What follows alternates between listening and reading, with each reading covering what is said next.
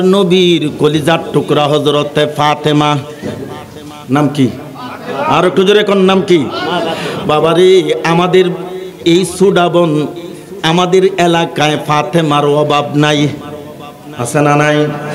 আপনার বাড়িতেও ফাতেমা আছে, আমার বাড়িতেও ফাতেমা আছে রে বাবা।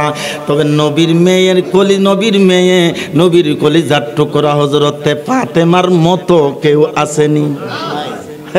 আমাদের দেশের ফাতেমা মাঝে মাঝে দেখা যায় গোল্লিপ সিগারেট খায়, আছে না নাই? আমাদের দেশের ফাতেমা প্রায় সময় দেখা যায় লম্বা লম্বা জুতা পইরা, জুতার লাগিয়ে হাঁটতে পারে না বাবারে, জুতার লাগিয়ে হাঁটতে পারে না, কাপড়ের লাগিয়া শরীর ঘুরতে পারে না, এমন ফাতেমা আছে না নাই? আর একটু জোরে এখন আছে না নাই? ওখানে এইগুলি শূন্য হয়তো ওই ছোড়াবন্ধের মা বোনেরা কইতে এই হুজুর যাইতেছে আমরার ফাইল। মা বোনেরা গো, এটা আপনাদের ফাইল নয়, আপনাদের কথা, আপনাদের উপকারের কথা বলছি। ও মা বোনেরা, একটু মনের কান লাগাইয়া, দিলের কান লাগাইয়া একটু শুনে যান। আমিনুল ইসলাম মুসাফিরের একটু আলোচনা শুনে যান গো মা। ও মা, আপনিও মা, হযরতে ফাতেমা ও মা, আমার নবীর কলিজার টুকরা হযরতে ফাতেমার ঘরে 3 দিন ধরে আগুনের মধ্যে, চুলার মধ্যে আগুন ধরে নাই। আমার নবী রাহমাতুল লিল আলামিন 14 দিন সফর কইরা ফাতেমার ঘরের দরজার সামনে দাঁড়াইয়া জিজ্ঞাসা করলো, ও ফাতেমা, ফাতেমা কি ডাক দিল? এইভাবে বারবার ডাক দিল, ফাতেমা জবাব দিতেছে না। ফাতেমা মনে মনে কয়, আল্লাহ গো, পৃথিবীর শ্রেষ্ঠ মেহমান আমার ঘরের দরজার সামনে দাঁড়ায় রইছে। আমার ঘরের দরজার সামনে পৃথিবীর শ্রেষ্ঠ মেহমান আমার ঘরের দরজার সামনে দাঁড়ায় রইছে, কিন্তু আমি ফাতেমা ঘরের দরজাটা খুলতে পারতেছি না। হঠাৎ করে আমার নবীকে ডাক দিয়া বলে দিল, বাবা গো, আপনার মেয়ে ফাতেমা দরজাটা খুলতে পারবে না। আমার নবী কয়, কেন খুলতে পারবে না? ফাতেমা কয়, নবী গো, ও আল্লাহর নবী, আপনার মেয়ের পরনে ভালো কোনো কাপড় নাই। ফাতেমা বলতে লাগলো, আমার পরনে লম্বা কাপড় নাই। আমার নবীজির শরীর মুবারক থেকে চাদর মুবারক দরজার ফাঁক দিয়া বলতেছে, মা গো, ও মা, তুমি এই চাদরটা পরো, তারপরে তুমি আমার সামনে আসো। আমি নবী ফাতেমার চেহারা 3 দিনের উপরে যদি না দেখতে পারি, আমি নবীর ভালো লাগে না। আমার নবীর পবিত্র চাদর মুবারক ফাতেমার গায়ে লাগাইয়া দরজাটা খোলার সঙ্গে সঙ্গে ফাতেমার মুখটায় আমার নবীজির চোখ মুবারকের মধ্যে পড়ে গেছে। পড়ে যাওয়ার সঙ্গে সঙ্গে আমার নবীজি বলতেছে, ফাতেমা রে, ও ফাতেমা, তোমার মুখের মধ্যে গোশত নাই, তোমার মুখের মধ্যে গোশত নাই, ব্যাপারটা কি? তোমার মুখটা বড় মলিন হয়ে গেছে। ফাতেমা বলতে লাগলো, ইয়া রাসূলুল্লাহ, ইয়া হাবিবাল্লাহ, নবী গো,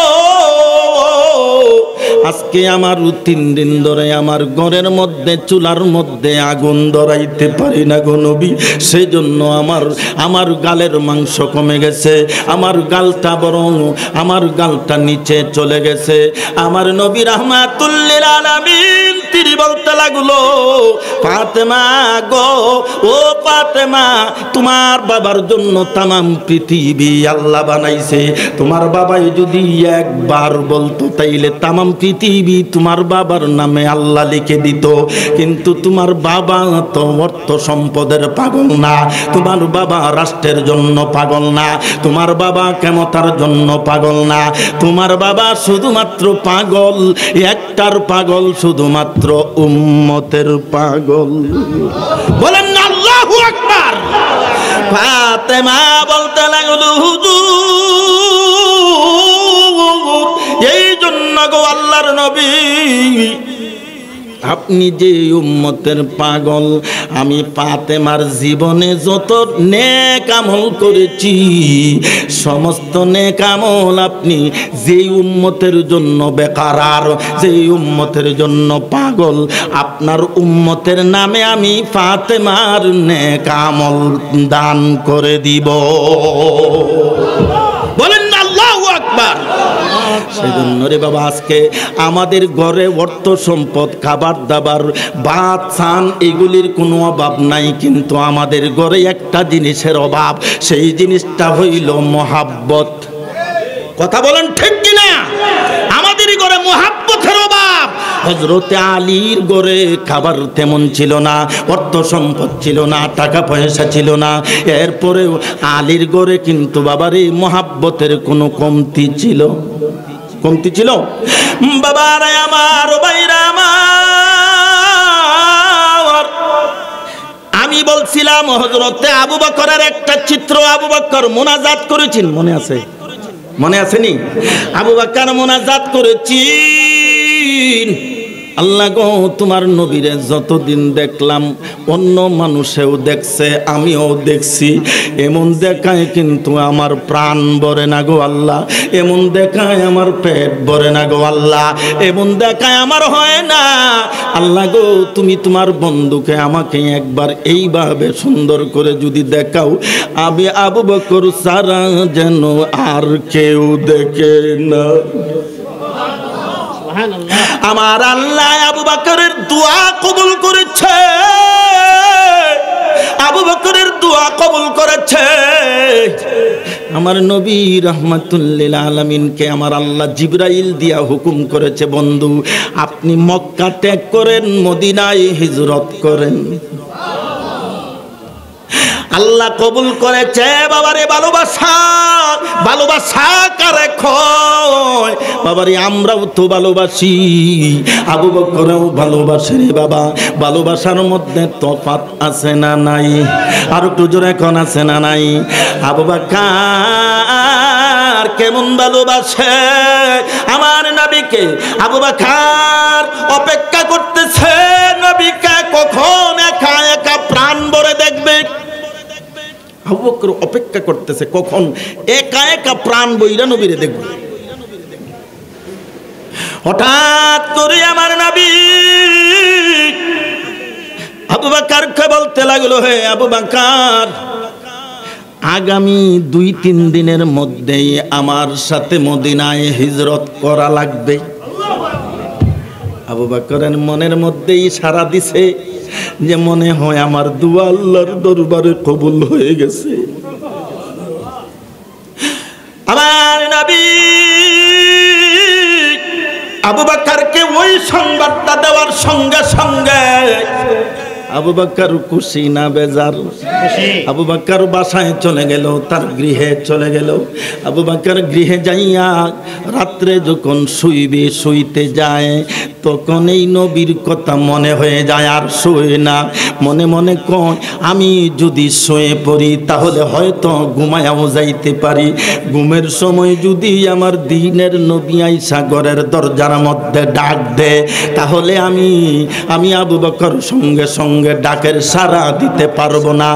না না না, আমি আবু বকর শুয়া ঘুমাইব না রে। হে গুম, আবু বকর ঘুমায় না, আবু বকর ঘুমায় না। আবু বকর দরজার মধ্যে পিঠ লাগাইয়া দাঁড়ায়া দাঁড়ায়া ঘুমায়, দাঁড়ায়া দাঁড়ায়া ঘুমায়, দরজার মধ্যে পিঠ লাগাইয়া। এইভাবে 3 রাত 3 দিন চলে গেল। 4 দিনের মাথায় আমার নবী রাহমাতুল লিল আলামিন ঘরের দরজার মধ্যে আইসা একটা টোকা দিয়েছে, একটা টোকা দিয়েছে। টোকা দেওয়ার সঙ্গে সঙ্গে আবু বকর ঘরের দরজাটা খুলে দিয়েছে। আমার নবী ঘরের ভিতরে ঢুকলো। ঢুকার সঙ্গে সঙ্গে আবু বকরকে জিজ্ঞাসা করলো, হে আবু বকর, তুমি যে একটা টোকা দেওয়ার সঙ্গে সঙ্গে দরজাটা খুলে দিলা, তোমার বাড়িতে তো চোরও আসতে পারতো, তোমার বাড়িতে ডাকাতও আসতে পারতো রে বাবা। আবু বকর একটা উত্তর দিয়েছেন রে বাবা, কি সুন্দর উত্তর, কি সুন্দর জবাব। আবু বকর বলতে লাগলো, হুজুর আমি এমন নবীর সাথে 20টি বছর কাটাই নাই যেন আমার নবীর কণ্ঠটা আমি আবু বকর মুখস্থ করি নাই। আমি এমন নবীর সাথে আমি আমার জীবনটা 20 বছর ধরে কাটাই নাই যেন আমার নবীর কণ্ঠটা আমি আবু বকরের এখনো মুখস্থ হয় নাই। তার নাম ভালোবাসা, তার নাম মোহাব্বত। আবু বকরকে জিজ্ঞাসা করলো, হে আবু বকর, এত গভীর রাত, এত গভীর রাত তোমাকে ডাক দেওয়ার সঙ্গে সঙ্গে তুমি দরজাটা খুলে দিয়েছো রে আবু বকর। হে আবু বকর, তুমি কি ঘুমাও নাই? আবু বকর আমার নবীর চেহারা মুবারকের দিকে তাকাইয়া গড় গড় করে চোখের পানি ছেড়ে দিয়েছে আর বলছে, হুজুর ও আল্লাহর নবী, আমি আবু বকর যদি ঘুমায়া যাই তাহলে দিনের নবী যদি ঘরের দরজার সামনে আইসা আমি আবু বকরকে ডাক দেই, প্রথম ডাকে যদি আমি সাড়া না দিতে পারি তাহলে আমার নবীর কলিজার মধ্যে দুঃখ পাবে। সেজন্য গো নবী আমি ঘুমাই নাই। আপনি যেদিন থেকে আমাকে বলে দিয়েছেন, হে আবু বকর, আমার মক্কা থেকে যেদিন মদিনায় হিজরত করি সেদিন কিন্তু তুমি আবু বকর আমার সাথী হইবা, সেদিন তুমি সাথী হইবা। মদিনার রওজা শরীফ, মদিনার রওজা শরীফে যাব কেমনে, চোখের জলে মনের আগুন নিবাই কেমনে, চোখের জলে মনের আগুন নিবাই কেমনে। এখন না মদিনার রওজা শরীফে যাব, হায় হায় মদিনার রওজা শরীফ যাব, চোখের জলে মনের আগুন নিবাই কেমনে, চোখের জলে মনের আগুন নিবাই কেমনে। চোখের জলে মদিনাকে আনেন, মদিনাকে আপনার চোখে আনেন, মদিনা আপনার দিলে আনেন, মদিনায় আপনার কলবে আনেন, দেখবেন আপনি ইবাদত করবেন আর শান্তি লাগবে, মজা পাবেন। আল্লাহু আকবার। ভাইরা আমার, বাবারা আমার, মসজিদে গেলে আমাদের শান্তি লাগে না। মসজিদে গেলে কখন তাড়াতাড়ি বের হয়ে আসবো, কারণ আমি বাহিরে চলে যাই, অমুক দোকানে যায় বসবো, সার হোটেলে বসবো, বন্ধু বান্ধব নিয়ে আড্ডা মারবো, কথা বলবো, বড় মজা লাগবে। মসজিদ ভালো লাগে না রে বাবা, কারণ আমাদের ভিতরে নবীর মোহাব্বত নাই। কথা বলেন ঠিক নেই? নবীর মোহাব্বত যতই বাড়বে ততই মসজিদ ভালো লাগবে। মসজিদ ভালো লাগার দরকার আছে না নাই? আর একটু জোরে বলেন আছে না নাই?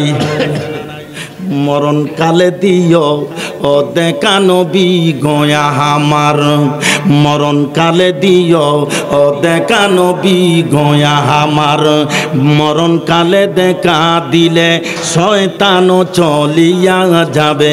মরণ কালে যদি আমার নবী দেখা দেয় শয়তান থাকবো? শয়তানের পাওয়ার থাকবো? মরণ কালে দিও ও দেখা নবী গয় আমার, মরণ কালে দেখা দিলে শয়তানও চলিয়া যাবে, মরণ কালে দেখা দিলে শয়তানও চলিয়া যাবে। দুঃখ কষ্ট দূর হবে গো, দুঃখ কষ্ট দূর হবে গো মরণে আমার, মরণ কালে দিও ও দেখা নবী গয় আমার, দেখা পাইলে বই কি রবে।